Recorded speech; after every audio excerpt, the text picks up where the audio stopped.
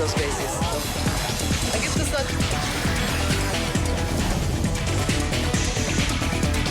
Zoom a la noticia con Andrea Bernal.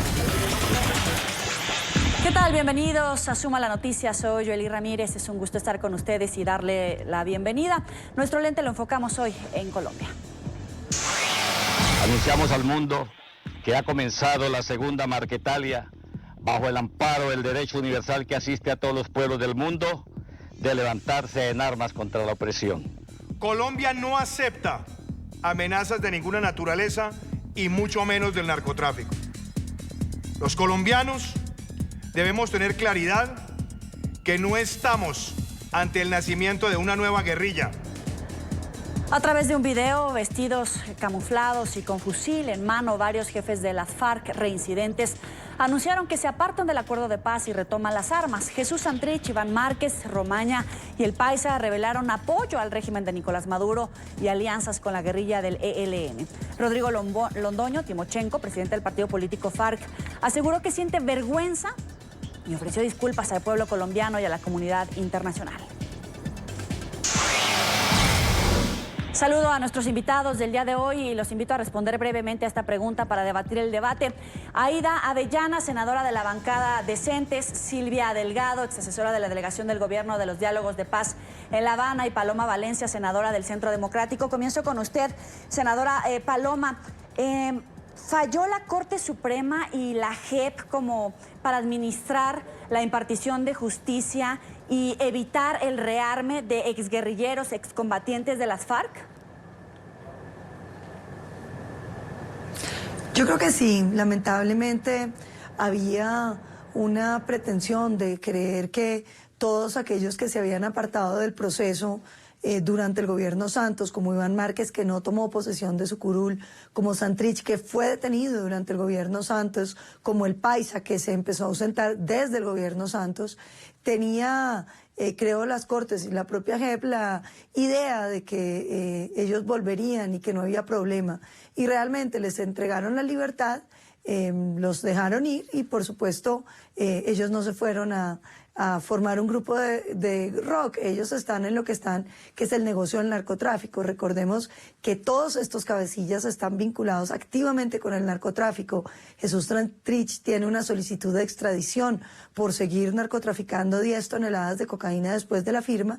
Y Marlon Marín, el sobrino de Iván Márquez, ha hablado de que también el jefe de las FARC, Iván Márquez, tenía vínculos con la organización narcotraficante después de los acuerdos. Aida, ¿coincide? No, yo creo que de todas maneras la JEP y la Corte Suprema estaban cumpliendo precisamente los términos de un acuerdo.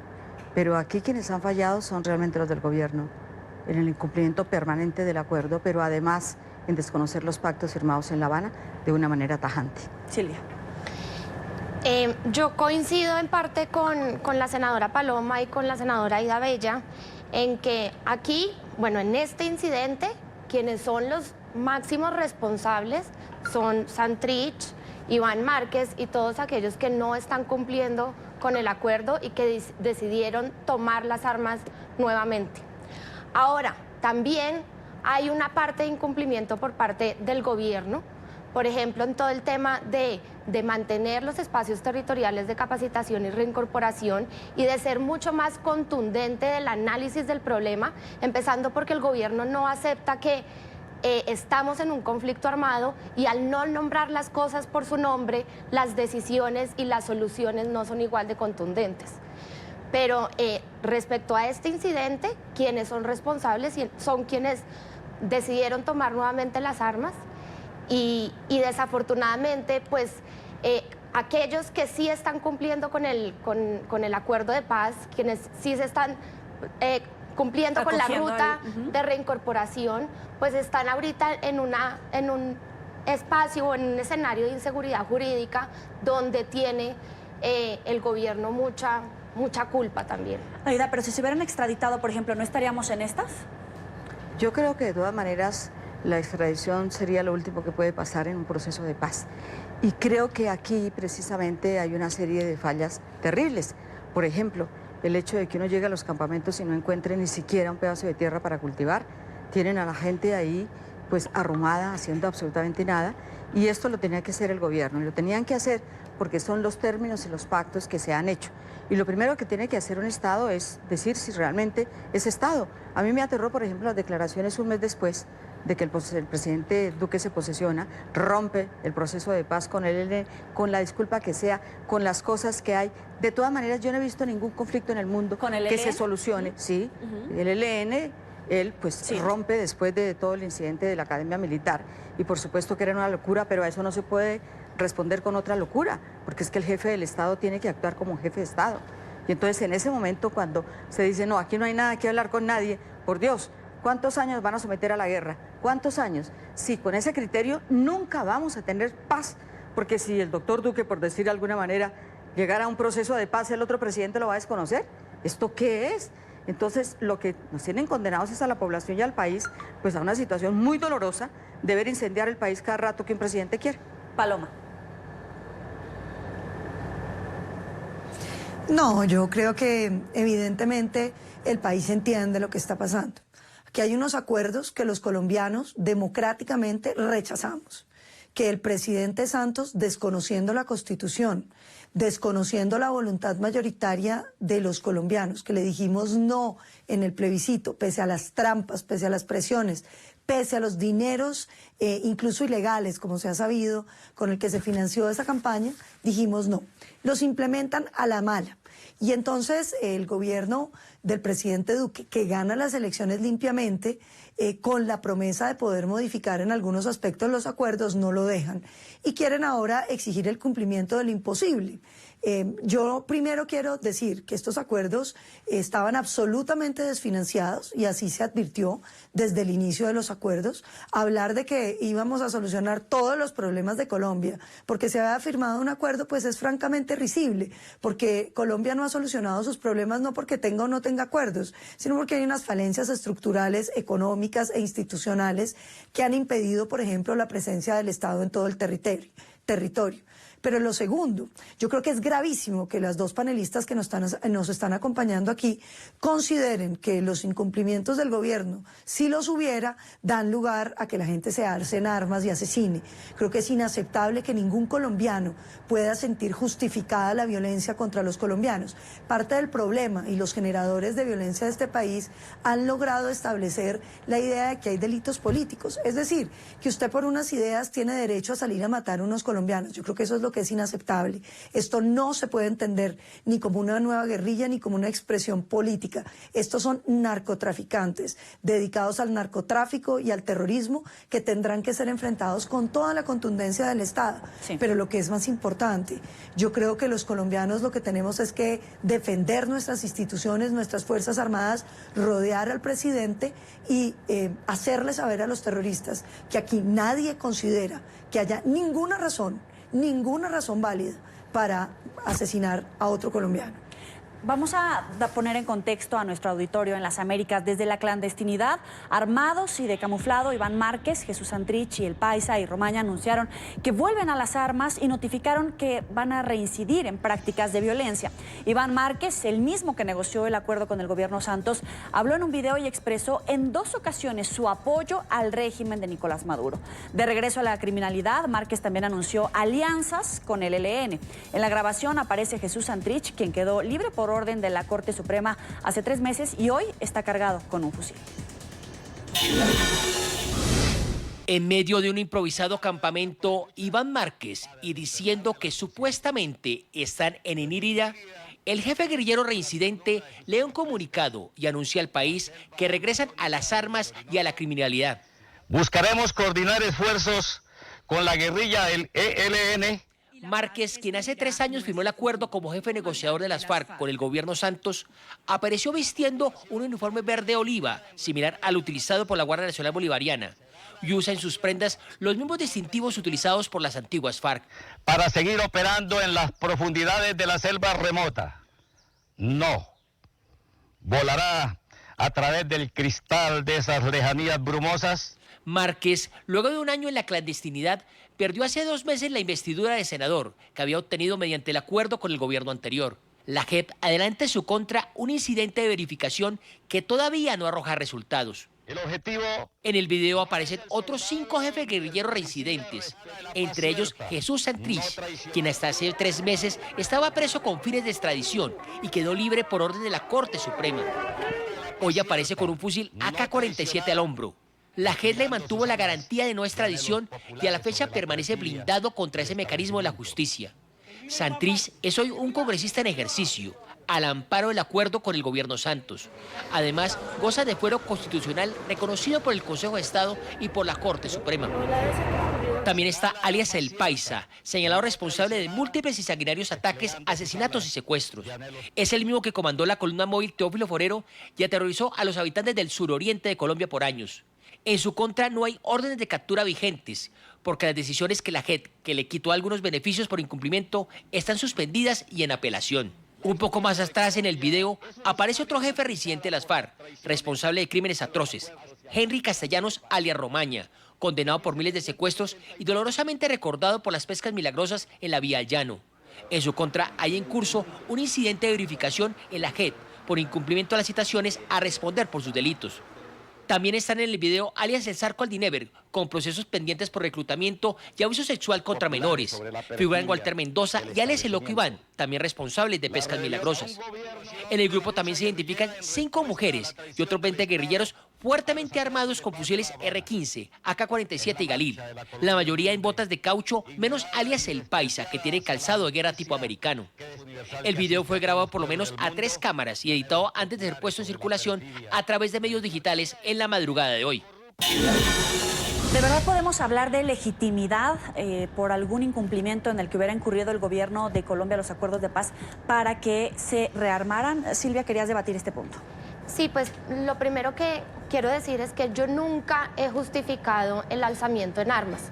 Es precisamente esa la base por la que llegamos a un acuerdo de paz para romper definitivamente el vínculo entre política y armas. Entonces sí le ruego a la senadora Paloma Valencia que no ponga en boca de otras personas lo que no se ha dicho. Ahora, hay 2 puntos respecto a la legitimidad que me gustaría enfatizar. En primer lugar, la senadora dice que el acuerdo nació, o la implementación del acuerdo nació desfinanciada. Tenemos que recordar que las dificultades han existido siempre, desde que se sentaron en las conversaciones secretas, desde que se anunció la fase pública de las negociaciones, siempre se supo que iba a ser un proceso difícil, que íbamos a tener dificultades presupuestales, que íbamos a tener dificultades políticas, ideológicas, pues porque es un país que lleva más de 55 años en guerra. Pero era un proceso hacia la paz, no hacia el rearme, ¿no? Un proceso... O sea, era complicado hacia la paz la implementación de los acuerdos, pero esto definitivamente se sale de la ruta. Desde el principio, desde que se estaba negociando, y la senadora Aida Bella puede confirmarlo, se supo que el proceso de paz era para terminar el conflicto, para ponerle fin al conflicto. A partir de la firma del acuerdo de paz empezaba un proceso aún más complejo, que es el proceso de construcción de paz, que partía de la implementación de lo que fue acordado en los 5 puntos en La Habana. Y siempre se supo que eso iba a ser un proceso difícil, o sea, no es algo nuevo que haya dificultades presupuestales y que haya dificultades políticas en la implementación de un acuerdo de paz, y sobre todo un acuerdo de paz de esta naturaleza. Ahora, que surgió desfinanciado, no estoy de acuerdo, porque precisamente como se previó que iba a ser un proceso difícil, se previó como un proceso de largo aliento y de largo plazo, donde se tiene que hacer una buena alocación de los recursos, asignación de los recursos, y es precisamente en eso donde yo creo que se está fallando por parte del gobierno. Ahora, hay otra cosa que me gustaría llamar la atención en el tema de la legitimidad. Yo sí creo que hay una necesidad, una exigencia de no nombrar a los que se alzaron en este momento en armas, a Iván Márquez, a Santrich, al Paisa, como FARC. Las FARC se desmovilizó con base en un acuerdo de paz, y ahora FARC es un partido político. Recordemos que estamos en un momento crucial e importante para la implementación del acuerdo, y también en términos de seguridad estamos sufriendo un momento muy muy desolador con el tema de los asesinatos a líderes sociales y asesinatos a los desmovilizados. Luego, seguir usando o seguir llamando a FARC a quienes se alzaron el armas, precisamente lo que hace es romper totalmente con el acuerdo que fue, la base del acuerdo que fue el rompimiento entre el ejercicio de la política y el uso de la violencia. Senadora Valencia. Bueno, yo creo que aquí lo primero es explicarle a los colombianos que cuando hablan de un conflicto armado, lo que están diciendo y lo que dijeron en ese acuerdo de La Habana es que las FARC eran una organización política que ejercía violencia y que por tratarse de una organización política se le podía conceder no solamente impunidad, como les otorgaron, sino representación política. Dijeron que todos esos sapos nos los tendríamos que tragar en nombre de la paz, porque Colombia iba a entrar en un proceso insólito de consolidación de la no violencia, lo cual desde el principio fue una gran mentira, porque ni los unos eran políticos, eran en su mayoría narcotraficantes que utilizaban las armas para traficar y que utilizaron los manifiestos de Marx para envolver la cocaína.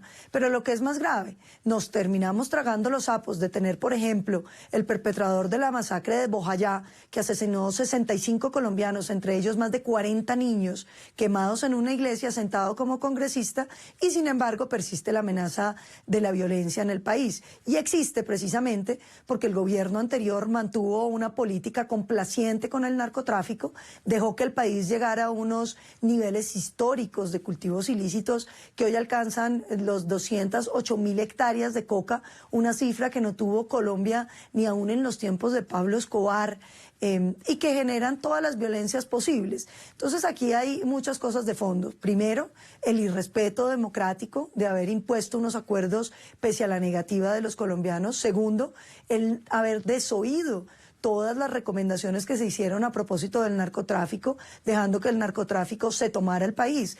Y claro, el gobierno del presidente Duque ha logrado unos resultados muy significativos, reduciendo el asesinato de líderes sociales, reduciendo el asesinato de desmovilizados, lo que es más, cumpliendo con los programas de trabajo para los desmovilizados, incluso manteniendo las zonas transitorias de normalización que el gobierno anterior había pensado como transitorias sin haber pensado cuál sería la solución de continuidad de los desmovilizados. El gobierno Duque le ha cumplido a los desmovilizados mucho más allá de lo que hizo el gobierno Santos. Pero aquí hay unos temas mucho más de fondo y estructurales frente a los cuales el país tiene que tener los ojos abiertos, en especial el del narcotráfico. Mientras los dineros del narcotráfico existan, siempre va a existir una amenaza de violencia, porque esos dineros dan para fomentar ejércitos y dan para generar violencia en nuestro país. Quisiera continuar con la senadora Bella. Sí, nosotros con Paloma tenemos grandes divergencias. Ella hace parte de la bancada de la guerra, yo hago parte de la bancada de la paz. Nosotros siempre hemos defendido que en este país tiene que haber un día paz. Y tiene que arreglarse la paz con justicia social. Yo no le acepto a la senadora Bella que siga sembrando odio de la en este bancada país. de la guerra, yo soy la bancada de la paz. Yo no le acepto a la senadora Bella pues que bueno, me tampoco acepto las afirmaciones que usted ha hecho. Y todos los días debatimos en el Congreso. Todos los días estamos debatiendo en el Congreso. Porque ¿quién está asesinando a los líderes sociales? ¿Quién está asesinando entonces a la gente desmovilizada? Les quitan las armas y luego los matan. Eso no es correcto. Y entonces yo sí tengo todo el derecho, porque yo he sido víctima. He sido víctima. Y además nadie nos puede quitar el derecho a que las víctimas hemos estado siempre por la paz y vamos a estar siempre por la paz. Así le duele a usted. ¿Cuántos muertos más necesita para que este país esté en paz? ¿A cuántos más van a matar? ¿Cuántos muertos más necesita este gobierno? ¿Cuántos muertos necesitan más ustedes para que en este país se pacifique? Pues eso yo tampoco acepto que usted me diga que simplemente nosotros estamos. No, eso no puede ser. Seguimos discutiendo aquí, en el Senado y donde sea. Nosotros hacemos parte de la bancada de la paz y la defendemos con ahínco. ¿Por qué? Porque yo no puedo entender. Aquí hay muchos carteles. ¿Quién lava la plata en el narcotráfico? ¿Quiénes? ¿Quiénes tienen los bancos en este país? ¿Quiénes tienen las inmobiliarias en este país para lavar todo el día plata del narcotráfico? Aquí la economía está cruzada por el narcotráfico. A ver, ¿qué sector de la economía no tiene plata del narcotráfico? No nos lavemos aquí las manos, porque aquí sí hay situaciones muy difíciles. Incluso la última semana, hace 2 semanas estuve en el Cauca, precisamente en la zona donde están asesinando indígenas, y los propios indígenas me dijeron, aquí hay otro cartel y es un cartel institucional. Entonces se tiene que tratar como grupo, no como una guerrilla, sino un grupo narcoterrorista, como lo decía el presidente Mire, Iván Duque. aquí hay muchos que se lucran de la plata del narcotráfico. ¿O qué? ¿Los banqueros qué lavan? Pero en este caso en ¿Lavan particular. qué? ¿Lavan qué? Aquí también hay constructores. ¿Qué lavan? ¿Cómo es posible que un edificio se levante aquí en Bogotá en 2 y 3 meses? ¿De dónde sacan tanta plata? Aquí la plata rueda por toda la economía, la plata del narcotráfico. Pero este grupo Entonces, que aquí se no se rearma puede puede decir tratarse que hay como unos grupo que narcoterrorista. se dedican y otros no. Los otros, unos son honorables banqueros y los otros están en las zonas produciendo, porque aquí se trata como un delincuente al propio campesino que está produciendo simplemente la hoja de coca, porque aquí hay unos gobiernos que no han sido capaces, por ejemplo, de hacer lo que hicieron en el Perú. Perú vende toneladas de hoja de coca, Coca-Cola.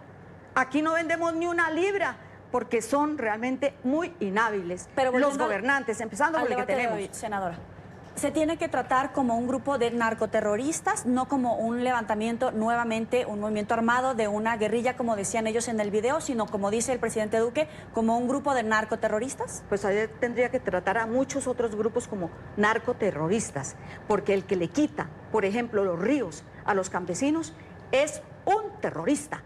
Y aquí en este país le están quitando los ríos a los campesinos. Hablo, por ejemplo, del Magdalena, donde los grandes bananeros y los grandes palmeros desvían los ríos y dejan a los campesinos sin agua. ¿Eso cómo se llama? Pero hablo también del valle. Acabo de llegar del Valle del Cauca. El río, todos, el Bugalagrande, el río, a ver, se me olvida su nombre, el que está en Candelaria. Todos esos ríos los cogieron los cañeros y dejaron a los campesinos pobres sin con qué comer. ¿Usted cree que eso hace parte de la justicia? ¿Hace parte de qué? Hace parte del terrorismo económico en este país. Tenemos que ir a una pausa comercial. Los invitamos a que opinen a través de las cuentas de Twitter que aparecen en su pantalla. La pregunta, ¿qué opina del anuncio de Iván Márquez, Jesús Santrich y otros jefes guerrilleros reincidentes de retomar las armas en Colombia? Pueden utilizar el hashtag #SumColombia. Ya volvemos. Gracias por seguir con nosotros en el debate en Suma la Noticia. Desde la Casa de Nariño, el presidente Iván Duque se refirió al anuncio de varios jefes guerrilleros de las FARC de volver a las armas. Dijo que no se trata del nacimiento de una nueva guerrilla. Colombia no acepta amenazas de ninguna naturaleza y mucho menos del narcotráfico. Los colombianos debemos tener claridad que no estamos ante el nacimiento de una nueva guerrilla, sino frente a las amenazas criminales de una banda de narcoterroristas que cuenta con el albergue y el apoyo de la dictadura de Nicolás Maduro. Por su parte, la Jurisdicción Especial para la Paz anunció que comienza el trámite de expulsión de los jefes guerrilleros reincidentes que reaparecieron armados y anunciando que volverán a la violencia. La decisión equivocada de un grupo de personas que traicionaron sus compromisos con la paz, con Colombia y con el mundo, no puede ser suficiente para truncar un anhelo en el que confluyen las voluntades de todos y todas las colombianas. Saludo a esta hora a Ernesto Samper, expresidente de Colombia y exsecretario general de UNASUR. Gracias por acompañarnos, presidente. Bienvenido. Bueno, muy buenas tardes. Si es que se puede hablar de buenas noticias en el día de hoy. Claro. Falló la Corte Suprema y la JEP en materia de Administración de Justicia como un mecanismo para evitar el rearme de excombatientes. Perdón, ¿me repites? Sí, claro, que si falló la Corte Suprema y la JEP en materia de Administración de Justicia como un mecanismo para evitar el rearme de excombatientes, es la pregunta con la que iniciamos el debate con nuestras otras panelistas. No, no es cierto, porque realmente lo que se ha salvado del proceso de paz, y que es lo más importante, es este mecanismo de justicia transicional que nos va a permitir pasar del conflicto al posconflicto y al cual se han sometido más de 2.000 militares colombianos y prácticamente los 12.000 combatientes de las FARC que todavía piensan y han seguido cumpliendo con los compromisos que se adquirieron en La Habana respecto a su desmovilización y respecto a su reincorporación.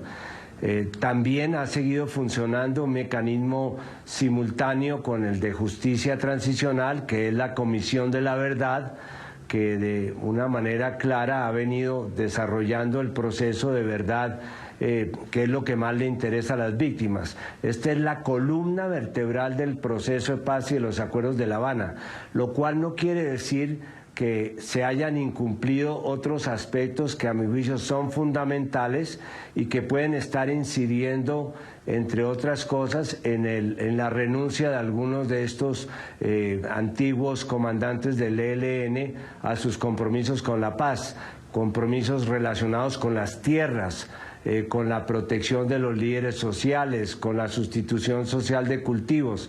Todos son temas que se acordaron en La Habana y que lamentablemente no se han cumplido, de tal manera que en este momento a lo que estamos enfrentados es a sostener los acuerdos de La Habana, que son fundamentales para que siga funcionando la justicia transicional.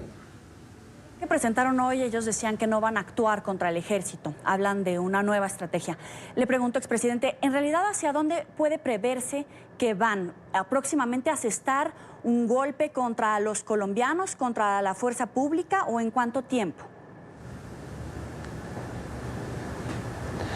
Pues lo que ellos han anunciado prácticamente es una estrategia de terrorismo, que es golpear objetivos militares urbanos, objetivos no militares, sino objetivos individuales urbanos, lo cual es muy preocupante porque sería volver a la época del terrorismo en Colombia de los años 80, y también existen informaciones que permiten pensar que estamos hablando desde el comienzo de un movimiento subversivo a nivel regional, no solamente colombiano. En este momento lo que existe no es que se haya pasado una guerrilla al otro lado de la frontera. Aquí lo que hay, y eso desde hace muchos años, es una guerrilla binacional que podría convertirse en una guerrilla regional si nos atenemos a las informaciones que ellos mismos están suministrando sobre sus primeras actuaciones de coordinación. Entonces, ¿cómo debe de actuar el gobierno colombiano? ¿Tratándolos como una nueva guerrilla, como ellos decían que eran, o como un grupo criminal narcoterrorista? Bueno, el gobierno debe proceder como tiene que proceder, como procedieron todos los gobiernos, incluido el mío, frente a las amenazas al Estado de Derecho. Tiene que proceder con fuerza, hacer valer el monopolio legítimo, pero me parece que nosotros no nos podemos quedar exclusivamente en una declaración confrontativa, porque aquí lo que nos interesa fundamentalmente al 80% de los colombianos es salvar el proceso de paz y acompañar a la gente que quiere la paz. Y ahí es donde yo creo que el presidente tiene que hacer un gesto distinto, que no es un gesto de reiteración de sus compromisos con el orden público, que es apenas obvio, sino hacer un gesto de aproximación y de compromiso con los acuerdos de La Habana, porque este país desde hace 5 años está viviendo en paz, y este tipo de situaciones como la que se presenta hoy, como la que usted puede encontrar en regiones muy traumatizadas como Tumaco, como Catatumbo, como el Chocó, que podrían ser unas especies de tumores en los cuales se estaría cocinando nuevamente un conflicto nacional, pues sí, tienen que ser conjurados de una manera distinta, asegurando la presencia social del Estado.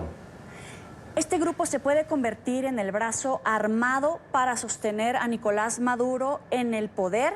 Y también preguntarle si Maduro se hace de la vista gorda para que operen en su territorio, los protege o promueve su actividad. Mire, a mí me parece que es un ejercicio inútil el tratar de relacionar esto necesariamente con la situación de Venezuela, que ya de por sí es una situación muy complicada. En este momento me parece que quien está sosteniendo al presidente Maduro pues son las Fuerzas Armadas de ese país, los generales que lo están acompañando para bien o para mal. y obviamente allí lo que cabe, como se ha demostrado, no es una salida de fuerza como han estado buscando algunos países, inclusive los Estados Unidos, sino lo que cabe es apoyar el diálogo democrático, que es el que se está desarrollando con los auspicios, entre otros países, de Noruega. Yo creo siempre ha existido o existió en el pasado una simpatía de tipo ideológico del gobierno de Venezuela, cualquiera que él fuera, con la guerrilla colombiana, y eso era un problema para todos los que fuimos presidentes. Pero también en algún momento fue parte de la solución, porque Venezuela jugó un papel muy importante en todo el proceso de acercamiento, el proceso logístico y de convencimiento de las personas que terminaron firmando en La Habana la paz. Entonces me parece que la venezolanización de esto nos saca del debate principal, y es que aquí va a haber una amenaza de unas circunstancias que aún no sabemos, que pueden ser muy complejas de manejar. Y segundo, que el presidente tiene que hacer unos esfuerzos claros para sostener los acuerdos de La Habana, de tal manera que no se llegue a haber una desilusión colectiva sobre lo que en este momento se está incumpliendo. Ya, para concluir, el presidente Duque habla de que se cometió un ataque a la institucionalidad. ¿Cómo queda en este momento el Estado colombiano, expresidente? No, estamos como devolviendo la película a lo que teníamos hace 15 años. Y es una situación de guerra en la cual los presidentes somos los jefes del orden público y reiteramos nuestro compromiso, como lo ha hecho él hoy, de estar manejando el orden público, pero lamentablemente nosotros ya habíamos pasado de esa situación, de ese escenario de guerra. Estamos en un escenario de reconciliación, en un escenario de paz, en un escenario de dejación de armas. Precisamente esto lo menciono como un detalle importante para su análisis, parte de la división que existió entre las FARC actuales, quienes están dirigiéndolas, y los que se retiraron hoy, es que tenían una diferencia sobre en qué momento había que entregar las armas. Tal manera que ese gesto de reiteración del compromiso de quienes se quedaron en la paz tiene que ser valorado por el gobierno, pero no valorado con discursos, sino valorado en la realidad, porque en este país están asesinando líderes sociales y han asesinado 130 de los desmovilizados de las FARC. Ese sí es un incumplimiento grave de los acuerdos. Le agradezco su tiempo, expresidente Ernesto Samper, por estar con nosotros aquí en Suma la Noticia.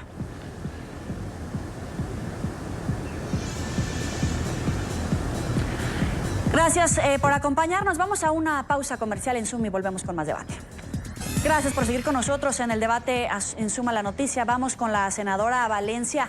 Les preguntaba a nuestros panelistas y al expresidente sobre cómo debe tratar el gobierno de Colombia esta situación, como una guerrilla o como un grupo narcoterrorista. Yo creo que evidentemente como un grupo narcoterrorista, y que en Colombia de una vez por todas debiera acabar la idea de que hay delito político. Yo creo que Colombia tiene que abolir esa idea, porque no puede ser que haya colombianos que considere que por razones políticas se pueden empuñar las armas y asesinar a otros colombianos. Yo creo que en esto debiera haber un gran movimiento nacional rechazando cualquier idea de que los criminales que hoy tienen armas contra los colombianos puedan tener alguna connotación política. De lo contrario, aquí lo que va a pasar es lo que ha venido pasando, y es que cada cierto tiempo se hacen negociaciones donde se reparte impunidad, se reparte representación política, para que dentro de los siguientes años haya que hacer otras, porque otros grupos ilegales buscando esos beneficios siguen en el camino de la violencia. Colombia le tiene que decir no a la idea de un delito político de manera categórica. Senadora Abella, ¿es cuestión de tiempo que asesten un ataque terrorista contra las instituciones, contra la sociedad civil? Porque ellos decían en el video que van a evitar este tipo de ataques, pero ¿se puede confiar en su palabra o es cuestión de tiempo? No, yo quisiera que nadie cometiera actos terroristas, ni aquí ni en ninguna parte del mundo. Me parece censurable, me parece terrible, pero además hay otros que hacen una cantidad de cosas que ocasionan mucho más muertos. Por ejemplo, la salud en Colombia no sirve para nada. Ha ocasionado más muertos que incluso en el conflicto armado. Y yo creo que hay situaciones muy complejas, muy difíciles en este país para que más cosas arrimen. Yo lo que creo es que un presidente debe ser lo suficientemente capaz precisamente para ir propiciando cuestiones que no vayan a afectar ni a los ciudadanos ni a nadie. Silvia, ¿cómo queda el Estado? El presidente Duque hablaba de que había sido un golpe a la institucionalidad. Hoy, ¿cómo queda el Estado colombiano? Pues el Estado queda traicionado por unas personas que decidieron no acogerse y no cumplir con los acuerdos, y no solamente el Estado, sino toda la nación nos sentimos traicionados por lo que sucedió esta mañana, que anuncian el nuevo alzamiento en armas.